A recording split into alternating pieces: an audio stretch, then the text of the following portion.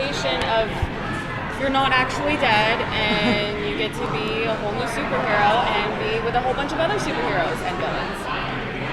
What was the question? Like, how did that conversation go? Because, like, did you know that the death was not going to stick? No, I did not know. When I died, I don't know if they knew if there was a show even at that point. So I thought it was done. You know, it was like, all right, well, that was fun. Like, had my ride. And they when they called me in and said what they were proposing, and the fact too that it was going to be different than the other shows and more serialized, more event-based, like one huge storyline rather than the episodic kind of opening close was really interesting to me. And when they said, who the cast was, I got really excited. How is your character going to be different on Legends as opposed to how she was on the Arrow? I don't know what direction they're going to go with it. It's hard. We haven't gotten scripts yet, but it can go either way. I mean, she could either become more enlightened and, actually maybe come around to being like a normal person, or she could just fall off the edge, which is probably more likely to happen with her.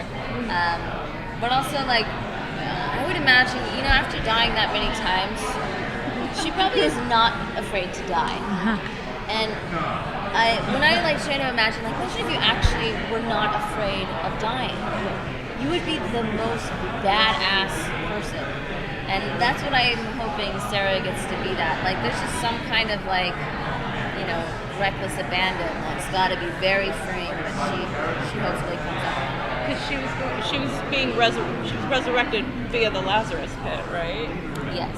And so I think that's what happened. Right. And somebody who goes through that, they change. They change. We saw it with Thea on Arrow. She had lost her mind a little bit, so there's going to be side effects. There's going to be consequences. You don't just get your life back for nothing. You always got to pay. It seems like Sarah's going to be coming into this with a lot of, unfinished business, based on how her, dying, Malcolm Merlin's involvement, Thea's involvement, and the fact that her family will have to find out. Do you know at this point how much of that will be addressed before Legends of Tomorrow, or I don't know. I think that there's definitely going to be. I'm definitely going to go on to Arrow, so I'll be making appearances, and there's a lot to deal with. Maybe she'll have a wonderful revenge kill list. And throughout the series, I think we can hopefully keep addressing it and tying those in, because it's interesting to bring those two shows together. But definitely be coming on Arrow. What they do with that, I think will be interesting. One of the things about Flash and Arrow for this season is the first half is a lot of it is going to be setting up our show, setting up our characters and bringing them into the world. So that'll be interesting. Which of the characters in this show are you looking forward to interacting? I think I would like to see Sarah interact with Heatwave, just because I feel like they would hate each other. I just feel like I see them butting heads. They're both such strong characters. That'll be interesting. And when we were filming the trailer with Captain Cold, I thought that they kind of had a similar humor thing to them. So I feel like they would be interesting to interact with. You mentioned that you're not afraid of dying, but you also said you're going on Arrow, and I'm assuming you're going to interact with Thea, who you're probably not too pleased with. So I'm wondering, what do you think that interaction is going to be like? Could you find it in your heart to forgive her? I guess it depends on if Sarah finds out that it wasn't Thea's fault, or it wasn't Thea's intention, but it was Malcolm Merlin's. I mean, if she finds out that, I can't imagine that that's not number one on I will kill you list. How do you think the reunion between Sarah and some of the other characters on Arrow will go? Like her sister and Oliver and everything like that? Oof, I don't know.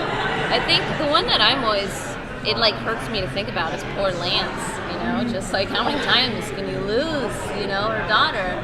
I think with Laurel, wouldn't be excited that with what she's doing. I think that she would be very not into that, and especially if she feels like it's her fault that her sister kind of got into this life that has done her so dirty, and she wouldn't want her to be involved with that.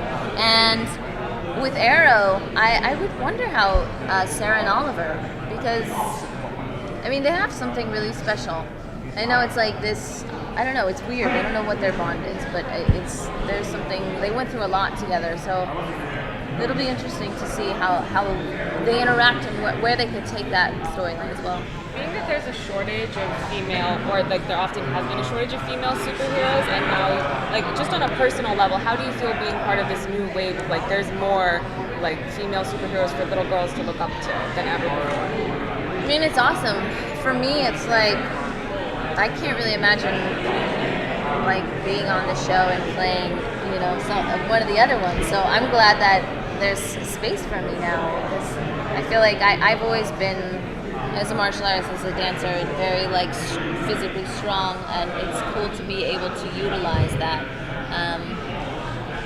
And you know, I don't know. We'll see. Like, I think one of the things that I have felt is with the like LGBT community and Sarah, I felt how much that's affected people and how much they've appreciated seeing that on there. But I have gotten like a few little girls or moms that are like, my little girl loves dressing up as your character and she's taking martial arts now. And, you know, it's things that hopefully even like getting women to do self-defense, which I just started learning. And I'm so surprised. I've done martial arts but never self-defense. It's kind of very different. I'm like, why don't all of us like know this stuff? Like it's very quick and easy to learn a few things, and just knowing how to like defend yourself a little bit changes the way you carry yourself and can be from a victim to a more empowering position. So I hope it inspires women in that way as well, and not feeling like you have to be rescue me or you have to be these definitions of feminine to be sexy or to be hot or to be wanted. And Sarah's, you know, kind of an example of a different way for women. Was there a costume that you ever dressed up as, that you like, a character you looked up to as a kid? You know, I wasn't like so into comics as a kid. What did I dress up as? I was a tomboy. I was such a tomboy. So like,